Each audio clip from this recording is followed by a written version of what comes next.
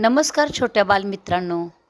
आज आपण झुळूक मी व्हावे दामोदर अच्युत कारेसरांनी लिहिलेल्या या कवितेतील आपल्या छोट्या मैत्रिणीला वाऱ्याची मंद झुळूक होऊन कुठे कुठे जावेसे वाटते ते पाहणार आहोत.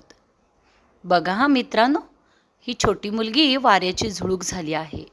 या आधीच्या भागामध्ये तिला असे वाटते, कधी बाजारी तर कधी नदीच्या काठी, कधी राईत वा कधी पडक्या वाड्यापाठी जावं वाटतं, कधी हळूहळू थपकत थपकत कानोसा घेत जावं वाटतं, तर कधी रमतगमत भरारी थेट घ्यावी वाटते. आता तिला वाटत आहे आपण वाऱ्याची झुळूक होऊन आपली अंगुली म्हणजे बोट हे कलिकेला म्हणजे कळीला हळूवार लावावं. त्यानंतर ती कळी फुलली आणि त्याचे फूल झाले की आपण तेथून पसार व्हावं म्हणजे पळून जावं असं वाटतं. आणि जाता जाता त्या फुलातील सुगंध घ्यावा आणि दिशा दिशांमध्ये तो उधळून द्यावा असं तिला वाटतं. वाऱ्याची जी मंद झुळूक होऊन तुम्हाला काय काय करावेसे वाटते ते नक्की सांगा बरं का मित्रांनो.